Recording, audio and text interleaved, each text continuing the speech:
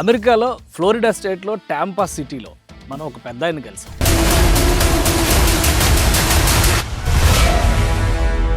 అక్కడ river front develop అయినటువంటి విధానం గురించి మాట్లాడితే ఇది ఆంధ్రాలో కూడా సాధ్యమే అని ఆయన అన్నారు.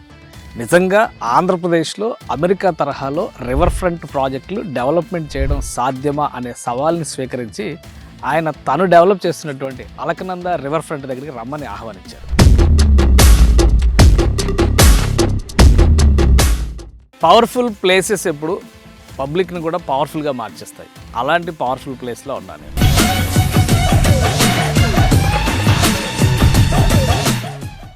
అలకనంద రివర్ ఫ్రంట్ మీకు అక్కడ నుంచి చూస్తే మొత్తం ఆ రివర్ ఫ్రంట్ ఒక 3 కిలోమీటర్స్ స్ట్రెచ్ ఉందన్నమాట. ఈ ప్రాజెక్టుకి సంబంధించినటువంటి రివర్ ఫ్రంట్ ఇది ఫుల్ లెవెల్ హైయెస్ట్ ఫ్లడ్ లెవెల్లో కృష్ణానది వచ్చినప్పటికి కూడా 18 అడుగుల ఎత్తులో రివర్ ఫ్రంట్ ఉంటుందని చెప్తున్నారు.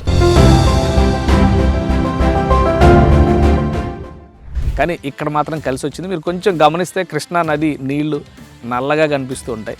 పాలేరు నుంచి వస్తున్నటువంటి వాటర్ ఎర్రగా కనిపిస్తూ ఉంటుంది.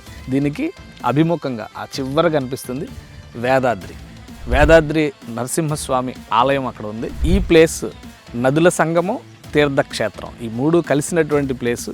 ప్లస్ ఇక్కడ అలకనంద రివర్ ఫ్రంట్ డెవలప్ అవుతుంది.